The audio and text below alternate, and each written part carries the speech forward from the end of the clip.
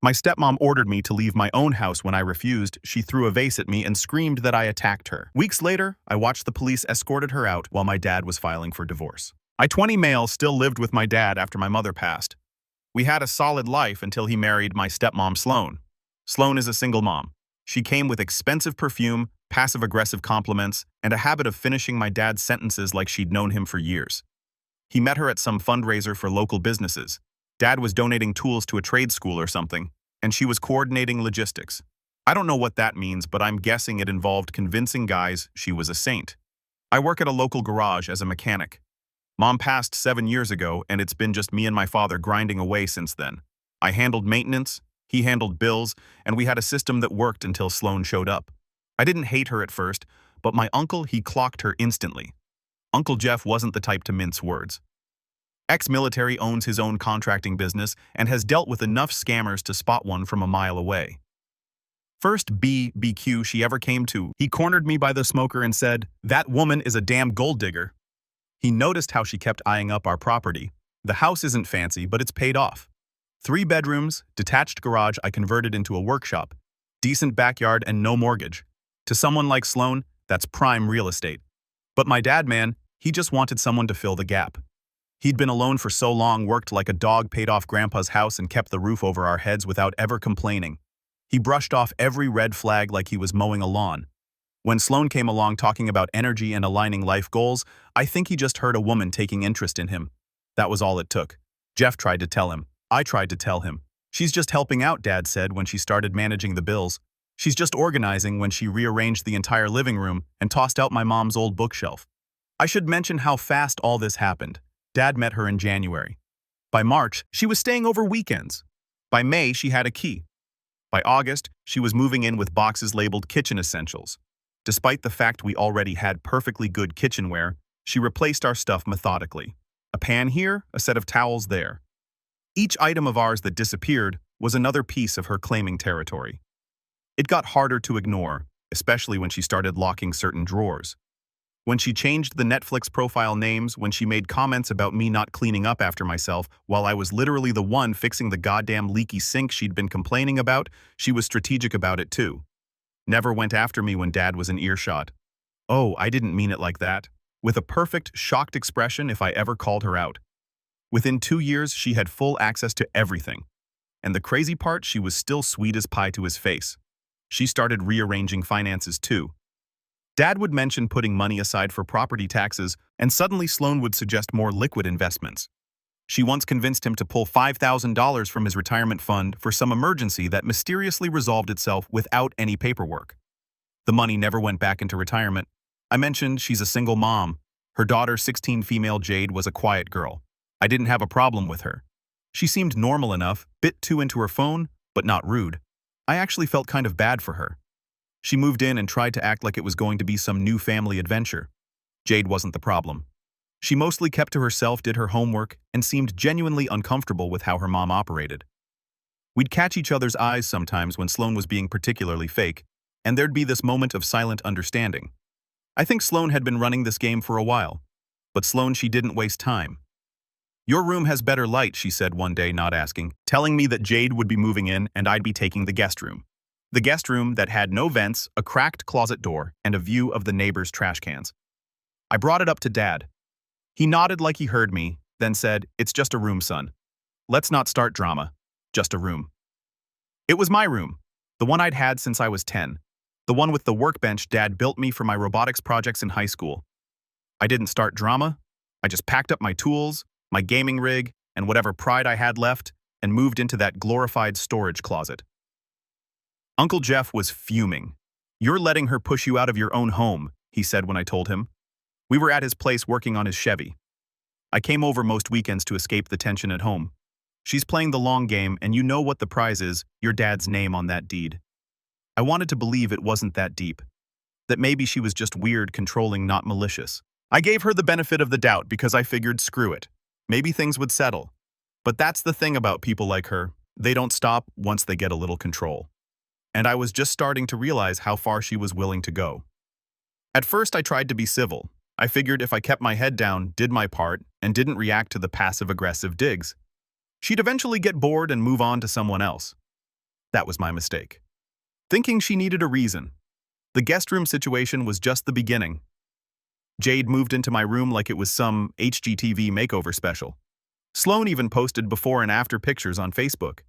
She captioned it, "So proud of my girl finally having a space of her own. Letting go of the past is how we make room for the future." The past, by the way, was my room. My walls, my desk, my posters, the same shelves my dad and I built when I was 14, now repainted pastel pink and covered in inspirational quotes from Etsy. I was allowed to keep my mattress, everything else either boxed or misplaced. I came home from work one day and my toolbox was gone. Sloan said she didn't know what happened to it, but maybe check the garage.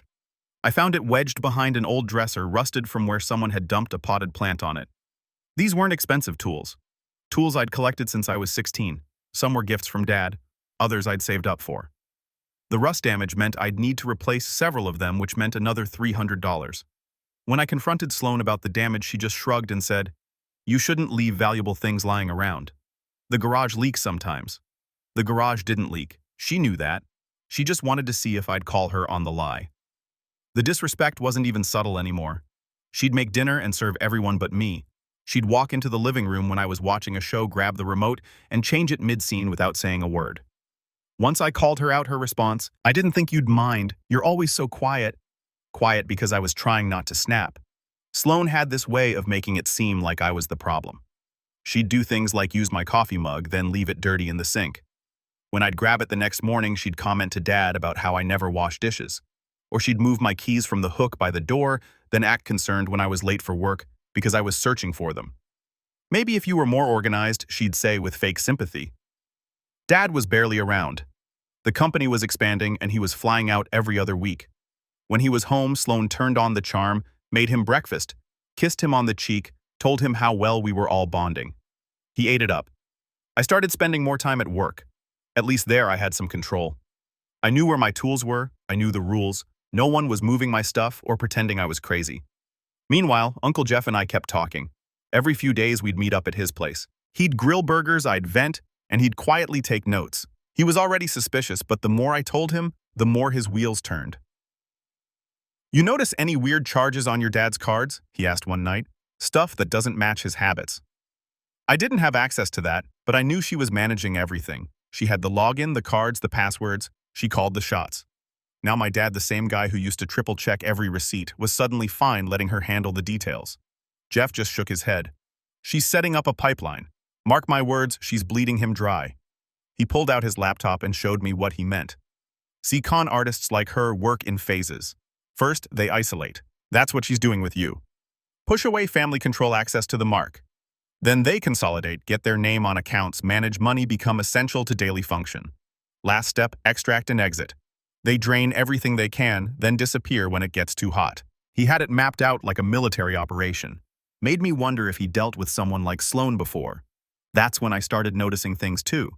Random packages showing up, clothes with tags that didn't match anything Jade wore. A weird new laptop delivered then gone the next day. Sloan would make vague comments like, "Oh, it's for a friend," or "just helping someone out." She wasn't helping, she was laundering. I started keeping my own notes, times, dates, package descriptions, what came in versus what stayed in the house. I even snapped a few discreet photos when I could. Document everything, Uncle Jeff would tell me. I found a box in the recycling one day. High-end yoga equipment, but Sloan didn't do yoga. At least, not at our house, and there was a receipt inside for almost $600. Dad's card. Jeff was right. She was building a pipeline. Then one weekend, Sloan told me I had to be out of the house by Sunday night. Jade's friend was coming to stay for a week, and we need the space. I asked why Jade's friend couldn't sleep in her room like a normal person. Sloan crossed her arms and said flatly, "This house isn't yours. I don't owe you an explanation. This wasn't her house. This was my grandfather's house passed to my father. The house where I grew up. The house we kept after Mom died despite the hospital bills and debt. The house I helped maintain, repair, and protect." I looked at her like she lost her damn mind. "Are you insane? I live here. I've lived here longer than you and Jade combined. You can't just kick me out." She didn't flinch. "You're a grown man. You should have your own place by now. Maybe this will be good for you. Build some independence." I laughed. Couldn't help it. "You're talking to the guy who pays for his own gas, groceries, and does his own laundry. What exactly am I learning here? how to dodge ceramic bowls. She didn't like that. And that's when things turned physical. She came at me not swinging fists, but it was enough. She grabbed a vase from the entryway table and launched it at me like a grenade. It cracked me right above the eye. Blood ran down my cheek, and she just stood there breathing heavy like she didn't expect to actually hit me. Then her expression changed.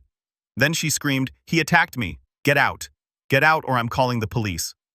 It was like she'd rehearsed it, screaming loud enough for the neighbors to hear, already pulling out her phone like she was the victim.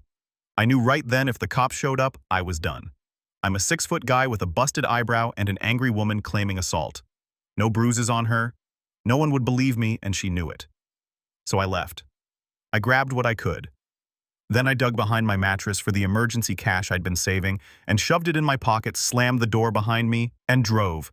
Didn't even think, just drove straight to Uncle Jeff's house with rage boiling under my skin. He opened the door, saw me, and said, "It's time." I slept on Jeff's couch that night. Next morning, he handed me coffee and said, "You done being quiet? Good. Let's ruin this bitch." Jeff lived in a small ranch house across town. 3 bedrooms, 1 for him, 1 set up as an office, 1 spare for when his own son visited from college. His walls were covered in framed blueprints and maps. Ex-military precision everywhere. The man folded his underwear, for Christ's sake. We didn't storm in swinging. This wasn't about chaos. It was about proof receipts, documents, digital footprints, the kind of evidence that doesn't cry in court. And luckily, Jeff had been prepping for this day for months. He pulled out a fat folder and a battered old laptop. "Been backing up your dad's financials," he said, tapping through tabs. "Your old man might be blind, but I'm not. Look at this." For a second, I was confused. "How did you get access to Dad's accounts?" Jeff grinned. "I helped him set them up years ago. Never changed the recovery email. I'm not just keeping an eye on family assets." Technically, what he was doing wasn't exactly kosher, but I wasn't about to argue ethics when Sloan had just tried to cave my skull in with home decor. First thing I saw was a payment to a yoga studio in the next county. Sloan's named Dad's card, then a few hundred at some health food shop, then consulting fees sent to a dude named Brent via Venmo. All while my dad was supposedly in control of the money. "Who the hell is Brent?" I asked. Jeff pulled up a photo. Brent was a 38-year-old fitness coach with frosted tips, a Bluetooth headset, and the kind of Instagram page that screams "I sell protein powder and cheat on taxes." He ran boot camps, posted shirtless mirror selfies, and tagged Sloan in one of his stories a month ago. She wasn't even being slick. Jeff pointed to a string of numbers on the screen. "See this pattern? Every time your dad travels, there's a cash withdrawal from an ATM near this Brent guy's gym. Then a payment to a hotel that's walking distance from the same place." I looked closer. "How much total so far?" "About $14,000 over 16 months. My stomach dropped. Dad didn't make huge money. He did well enough, but 14 grand was a big hit. Jeff and I started digging hard. We had a clear plan: track the money, follow her movements, and collect undeniable proof. "This isn't just about her cheating," Jeff said, pointing to a series of small withdrawals. 300 here, 400 there, always just under suspicious thresholds. She's been bleeding your dad dry for months. The transfers were all categorized as personal care or household, but the totals were adding up fast, and they lined up perfectly with her trips across county lines, always to the same zip code where this Brent guy ran his boot camps. "Let's nail down the timeline," Jeff said, spreading a calendar on the coffee table. "And then let's catch her red-handed." 2 days later, we executed the stakeout, parked across the street in Jeff's pickup with his old dash cam mounted to the windshield. Brent came home from his gym at 7:30. Sloan pulled in at 7:42, stayed overnight, left at 6:10 a.m., wearing the same hoodie she told Dad she lost in the wash. Video evidence clear as day. Financial evidence just as damning. Jeff's spreadsheet tracked every dollar moved from Dad's account through Sloan's hands to gym memberships, hotel rooms, and shopping sprees, all disguised as home improvements in Dad's books. Meanwhile, I filed a police report for the assault. I wasn't expecting fireworks, but I wasn't walking away either. I had a clean cut above my eye, a photo taken 2 hours after it happened, and a medical report from urgent care. More importantly, I had the voice recording, the one from the moment she started yelling that night. I'd hit record the second I saw her winding up, and it caught everything. Her threatening me, calling me a freeloader, saying she was done pretending, and she just needed me out. No fear in her voice, no sign of defense, just pure venom. Jeff smiled when I played it back. That's what we call a nuke. I'd been recording conversations with Sloan for weeks. Nothing illegal in our state since it's one-party consent, just in case something happened. Call it paranoia, but when you grow up watching crime shows with your mom, you learn a few things. We weren't done. The deeper we dug, the worse it got. Sloan had opened a joint account with Brent under an alias funneling money from Dad's business card. She even tried to co-sign a used BMW in Dad's name using a scanned signature from his contractor license. Digital forgery, Jeff said, tapping the evidence from his dealership contact. Amateurs always get greedy. We had everything we needed: assault, fraud, cheating, financial mismanagement, identity theft attempt. The pieces formed a perfect case against her. All it needed was timing. So we waited. I kept my head down, stayed at Jeff's, and worked my shifts at the garage like nothing happened. Sloan thought I'd vanished, or maybe that I chickened out, but she had no clue what was coming. 3 days later, the cops knocked on the door and cuffed her right in front of Jade. Charges: misdemeanor assault, domestic battery, and pending financial investigation. Brent must have bolted the second he heard. His socials went private the next day. I didn't show up to the house. I didn't have to. Jade called my dad mid-meltdown while Sloan was in the back of a cruiser. I heard she screamed, begged, even said I set her up. My dad, still 2 states away, left his hotel room and flew home that night. I didn't go to the airport to meet him. I waited for him to come to me. Next morning, he showed up at Jeff's house. Same look in his eyes I hadn't seen since Mom died.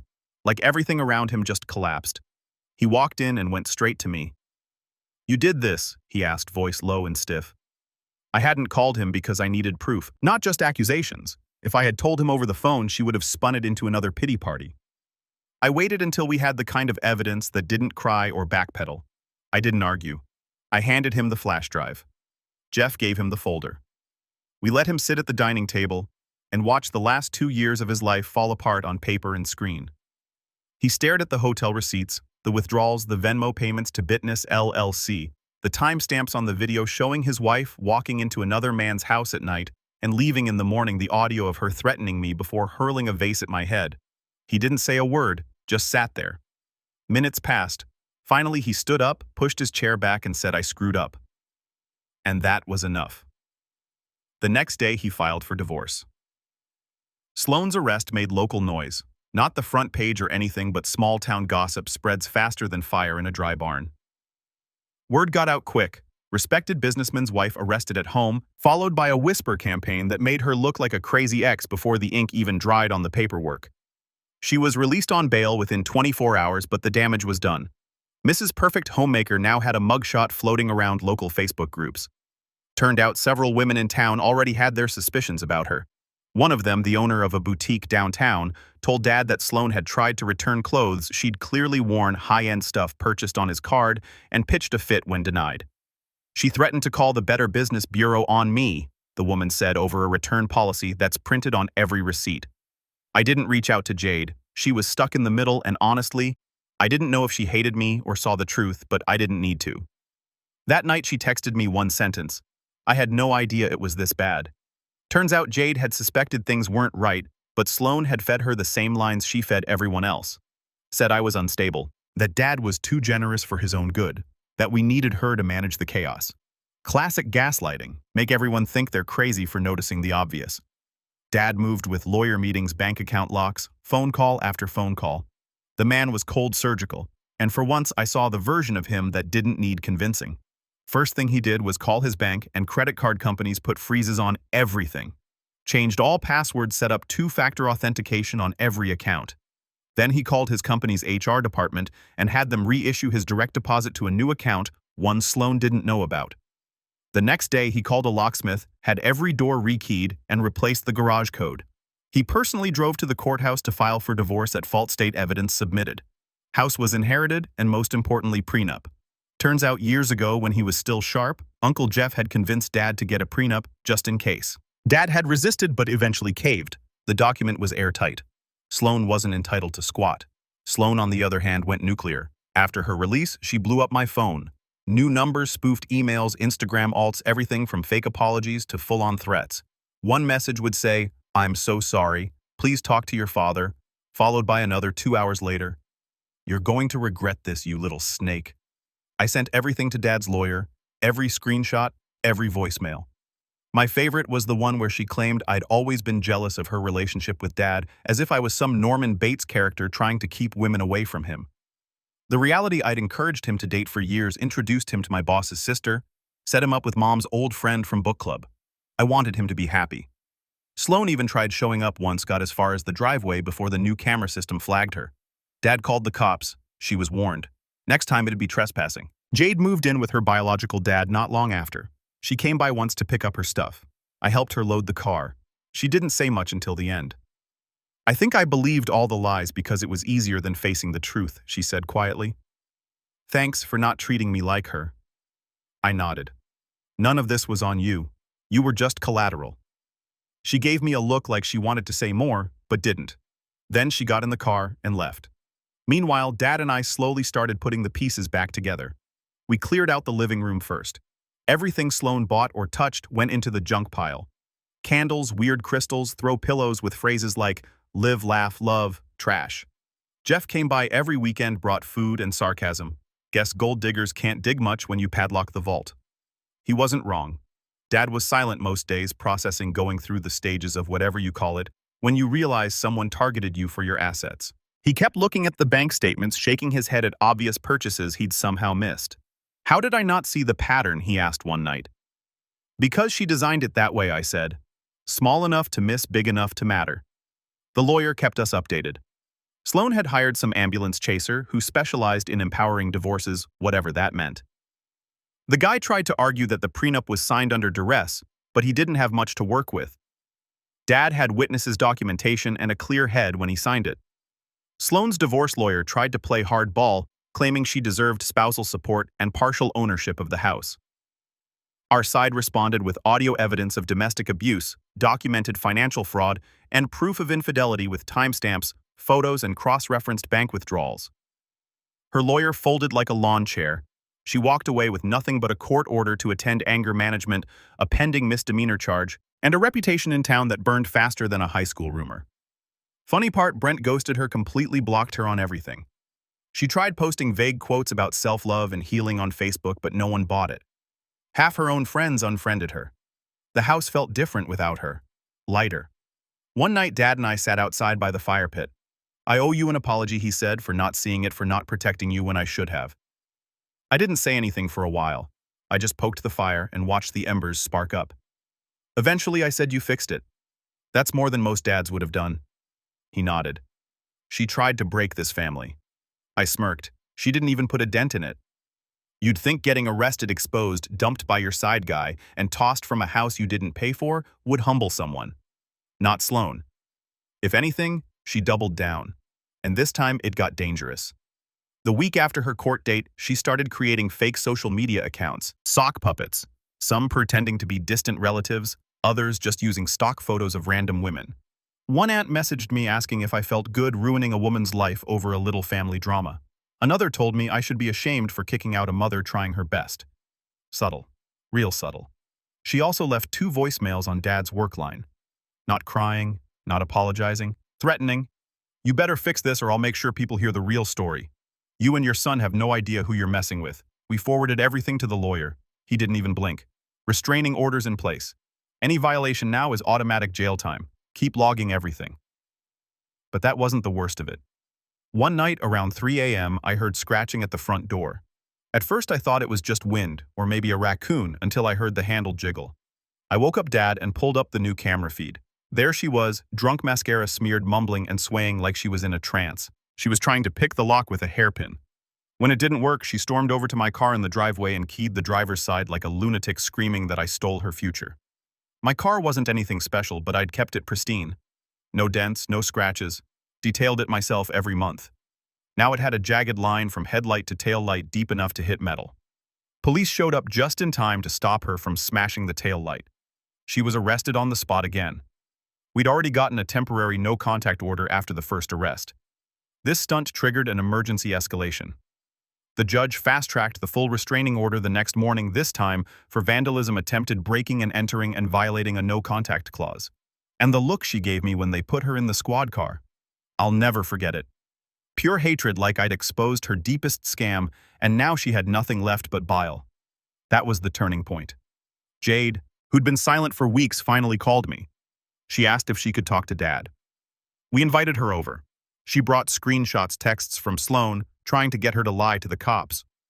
One of them read, "Just say you saw him key his own car. If we lose this, it's over. You want us both to be homeless?"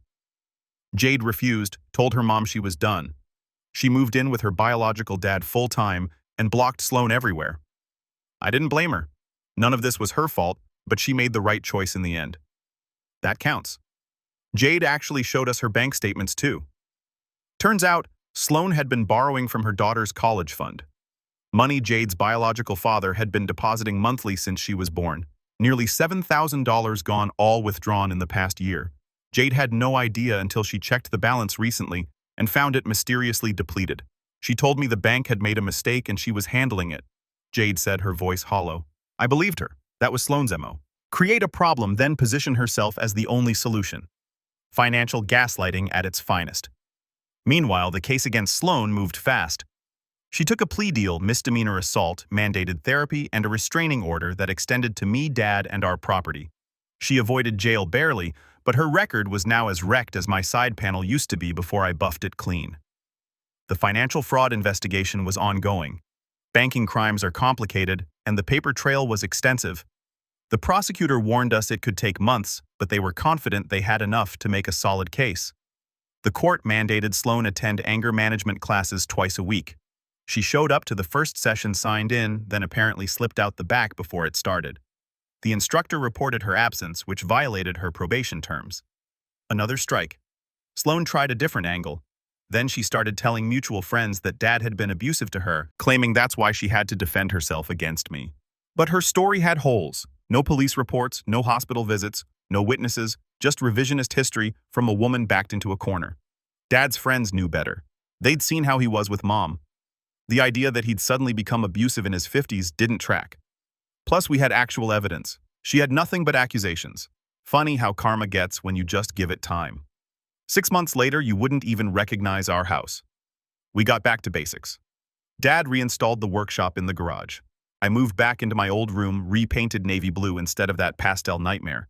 We even found some of Mom's old stuff Sloan had stored in the attic. Photo albums, Christmas ornaments, her collection of vintage cookbooks. All the things Sloan claimed were lost in the move. The divorce was finalized last week. Sloan tried one last stunt, claimed Dad coerced her into signing the prenup years ago, said it violated her trust. The judge reviewed her own messages bragging to a friend about marrying up and telling Brent she was going to secure the bag soon.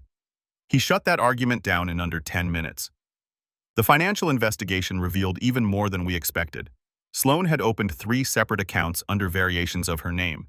She'd been skimming from Dad's business account for over 2 years, small amounts that added up to nearly $22,000. She'd even taken out a store credit card in Dad's name and maxed it out buying designer bags she then sold online. Identity theft charges were added to her growing legal problems. The district attorney was building a solid case with potential for actual jail time if she didn't cooperate with restitution. She walked out of that courtroom with 0 alimony, no claim on the house, no stake in Dad's assets, and a permanent restraining order taped to her purse. She moved to another state, according to Jade, somewhere in Nevada, supposedly starting over. Word is she's telling people we were abusive and ruined her life. Let her. That story doesn't work unless she leaves out all the facts, which, knowing her, she probably will. Jade's doing better. She's been in therapy and even made the honor roll last semester. We grab coffee sometimes and talk like actual siblings. Funny considering Sloan tried so hard to keep us from bonding. If anything, all her scheming brought us closer. Uncle Jeff, he's still the MVP. We took him out to a steakhouse the day the divorce was finalized. He wore his I told you so shirt, no joke, ordered the most expensive thing on the menu, and said best investment I ever made was not trusting that woman. He'd been right from day one, the entire time Sloan was working. Dad Jeff was working his own counter operation, documenting everything, building the case we'd eventually need. Even when Dad wasn't ready to hear it, Jeff kept collecting evidence, kept the receipts. Dad's a different man now, calmer, sharper, humbled in a way that didn't make him weaker, just more aware. He told me the other day that the biggest mistake of his life wasn't letting Sloan in. It was not listening when the people who loved him spoke up. But now we talk more and we actually know each other again. As for me, I'm heading to college this fall. Got accepted into a solid program, moving into dorm soon. Dad offered to cover rent so I wouldn't have to take loans. Said it was the least he could do. The garage gave me a nice severance. 2 weeks' pay and a decent recommendation. My boss even threw in a new set of wrenches as a going-away gift. Said I was one of the few guys who never half-assed an oil change. She tried to erase me, tried to control Dad, but in the end she lost everything because she thought no one would fight back. Turns out she underestimated the wrong family. Yesterday we finally replaced the front door lock, the last one that still had the emergency replacement from the night Sloan tried breaking in. Dad handed me the new deadbolt still in the package. "You want to do the honors?" he asked. I nodded. "Seems fitting?" As I installed the new lock, setting the pins and testing the mechanism, I thought about how much had changed in a year, how close we'd come to losing everything, how Sloan had nearly succeeded in her plan. The new lock clicked into place.